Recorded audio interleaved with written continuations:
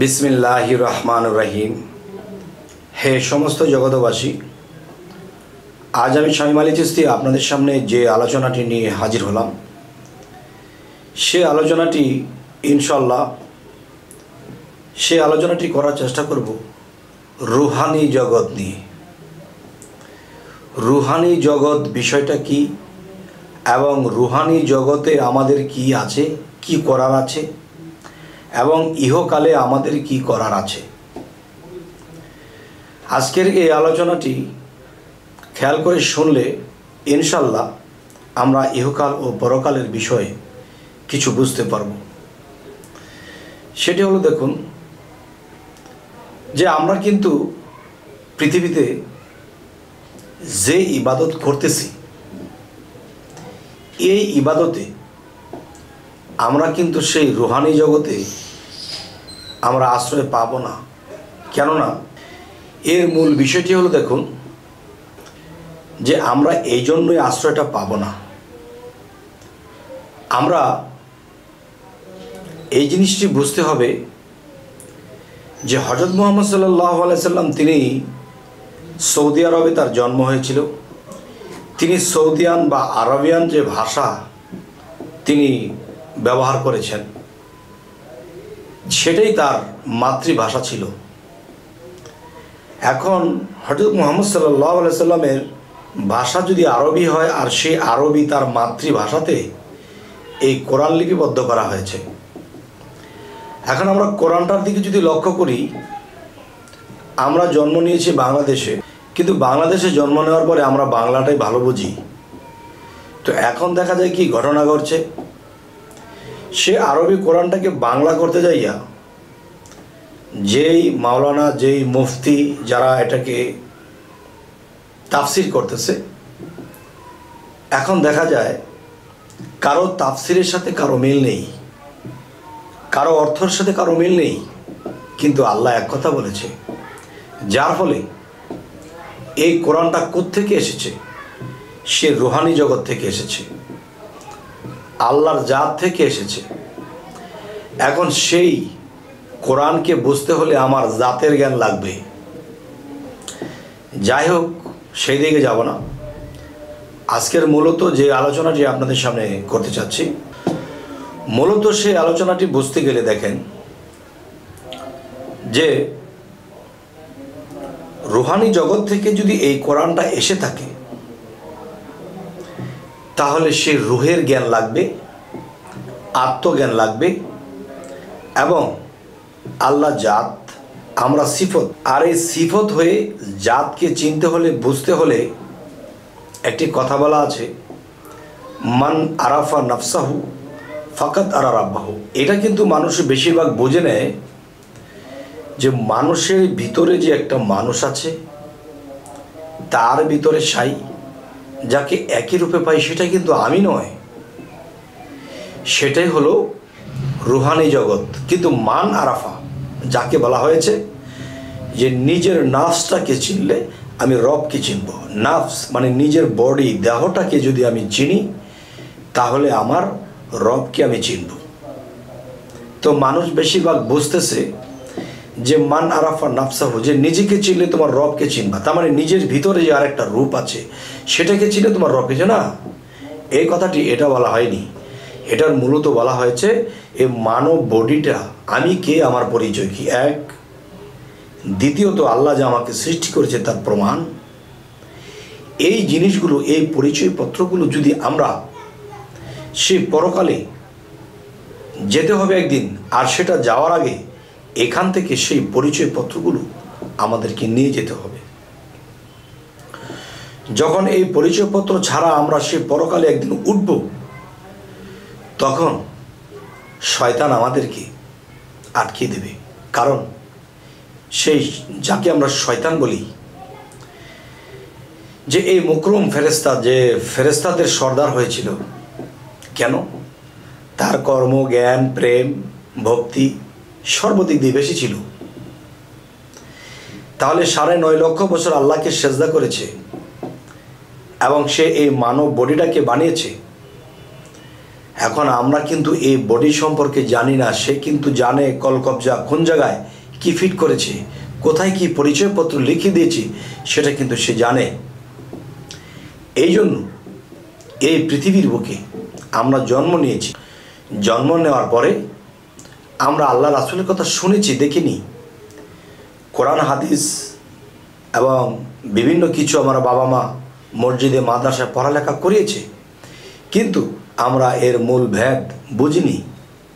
মুখস্থ পড়তে শিখেছি, মানুষকে পড়ে পড়ে শোনাতে শিখেছি, কিন্তু এটার মূল রহস্য আমরা বুঝিনি। আর এই কোরআনকে বুঝতে হবে, এই কোরআনকে সঠিক মতো বুঝলে আমার দেহ কোরআনকে বুঝবো, আর আমার এই দেহ কোরআনকে বুঝতে হলে তখনই আমরা, যখন দেহ কোরআনকে বোঝা হবে তখন রুহে ইনসানিয়াতের কোরআনকে আমরা বুঝব। যেমন একটি কথা বলা হয়েছে যে আমার কোরআন, আল্লাহ কি বলেছে, কেউ নকল করতে পারবে না, কেউ এটাকে পোড়াতে পারবে না, কেউ এটাকে ওই পানিতে খসাতে পারবে না, নকল করতে পারবে না। যা কিছু বলা হয়েছে তাই সব কিছুই করা হচ্ছে। তাহলে বোঝা গেল কি, মানুষের রুহে ইনসানিয়াতের যে কোরআন আছে, সেই রুহে ইনসানিয়াতের কোরআন স্বয়ং কথা বলে। আর সেই কোরআনকে যদি আমরা বুঝতে হয়, পাইতে হয়, তাহলে যে কোরআনের ভিতরে কোরআন, তার ভিতরে আরেক কোরআন। যেমন ছায়ারূপে কোরআন, কাগজ কোরআন, এবং দেহরূপে আমাদের দেহ কোরআন, এবং রুহের মধ্যে আছে রুহে ইনসানিয়াতের কোরআন। এখন আল্লাহ কি বলেছে, আমার কোরআন আগুনে পড়ে না, নকল করতে পারে না, কেউ এটাকে পানিতে খসাতে পারে না। তাহলে এটার সবটাই হচ্ছে। তাহলে বোঝা গেল সেটির কথা বলে নাই, বলেছে রুহে ইনসানিয়াতের কোরআনের কথা বলেছে, যেই কোরআনের মধ্যে আমরা যখন সেই কোরআনকে পাবো তখন দেখতে পাবো, শুনতে পাবো যে সেই কোরআন নিজে কথা বলে। সুবহানাল্লাহ। তাহলে সেই কোরআন আপনাকে নিত্য নতুন পথ দেখাবে। সেই নিত্য নতুন পথটা কি দেখাবে? দেখেন, একটি কথা বলা হয় যে কোরআন আমাদেরকে যে দুনিয়ার টুকিটাকি শুরুতে জন্ম হইতে মৃত্যু পর্যন্ত কোথায় আমাদের কি লাগবে এবং পরকালেও কোথায় কিভাবে লাগবে সমস্ত কিছু দেবে। আমি বলবো না। যদি কেউ বলে হ্যাঁ সব আছে, তাহলে আমি বলবো হ্যাঁ। আর আমি যদি হ্যাঁ বলি, আপনি যদি না বলেন, তাহলে এর মধ্যে আমি সেই প্যাচটা ভেঙে দেব। সেই প্যাচটা কি দেখেন, যদি বলেন জন্ম হইতে মৃত্যু পর্যন্ত সমস্ত কিছুর ফায়সালা আছে, সংসারের টুকিটাকিতে সমস্ত কিছু ফায়সালা আছে, তাহলে আমি বলবো নেই। আপনি যদি বলেন আছে, তাহলে আমি বলবো নেই। আর আমি যদি বলি আর আপনি বলবেন আছে, এটা কিভাবে? অবশ্যই এই বিষয়ে আলোচনাটি করব। আমি যদি বলি কোরআনে এই ফায়সালাটি নেই, নেই কথাগুলো বের করে দেব। আপনি চলে যাচ্ছেন এক জায়গায় একটা কাজের জন্য, এই কাজটি হবে মনে করে আপনি যাচ্ছেন, এবং যেখানে যাচ্ছেন কাজটি আপনার হবে না। কিন্তু হবে না এটা যদি আপনি আগের দিন জানতে পারেন, তো পরের দিন কিন্তু সেখানে আপনি সেই কাজে যাবেন না, যে হবে না। তাহলে এটা জানবেন কোত্থেকে? এই কাগজ কোরআনের কত নম্বর আয়াতে লেখা আছে যে সেই কাজটি আপনার কালকে হবে না? আর যদি জানতে পারেন হবে না, তাহলে যাবেন না। আচ্ছা, গেল একটা। আপনি কতদিন বাঁচবেন? কতদিন পরে আপনার সামনে আজরাইল উপস্থিত হবে, আপনাকে জান কবজ করে নেবে, এটা কত নম্বর আয়াতে লেখা আছে? তাহলে এটাও কিন্তু নেই। এবং আপনার আরেকটা বিষয়, যে আপনি একটা জিনিস ভাবনা করেছেন, একটি কাজ করবেন, এই কাজটি কি ভালো হবে না মন্দ হবে না বিপদ হবে? তো আপনি চিন্তায় পড়ে গেছেন। তো মন্দ হবে না ভালো হবে, এটা কিন্তু কোরআনের কোন আয়াতে লেখা আছে যে হ্যাঁ এটা করো ভালো হবে, আর এটা করো না ভালো হবে না? তাহলে বোঝা গেল কি, এই কাগজ কোরআন আমাদেরকে চিঠি রূপে আল্লাহ পাঠিয়েছে যে তোমরা এই কাজগুলো এভাবে করো। কাগজ কোরআন দিয়ে তোমার দেহ কোরআনকে ধরো এবং দেহ কোরআনকে দিয়ে তোমার রুহে ইনসানিয়াতের কোরআনকে সামনে হাজির করো। এই জন্য মাওলানা রুমি তিনি একটি কথা বলেছিলেন, এক ব্যক্তি যখন একটা চিল শিকার করবে, তীর দিয়ে আকাশ দিয়ে চিলটা উঠতেছে আর মাটি দিয়ে চিলের ছায়াটা ঘুরতেছে, আর তিনি এর পিছনে দৌড়তেছে আর একে তীর মারার চেষ্টা করছে। মাওলানা রুমি তিনি বললেন, এ বোকা, উপরেরটা ফেলে দাও, তখন এই ছাওয়া আর লড়বে চড়বে না। উপরেরটা ফেলে দিলে তখন আসলটাই পেয়ে যাবে। তাহলে ছায়ারূপে কাগজ কোরআন, দেহরূপে দেহ কোরআন, রুহে ইনসানি রূপে রুহে ইনসানিয়াতের কোরআন, তাকে সেই রুহে ইনসানিয়াতের কোরআনকে যদি লাভ করতে পারি, তাহলে তিনি আমাদেরকে বলে দেবে, হ্যাঁ তুমি এই কাজটি করো, হয়ে যাবে, বা এটি করো না, বিপদ হবে, এটি করে তুমি সাফল্য হবে।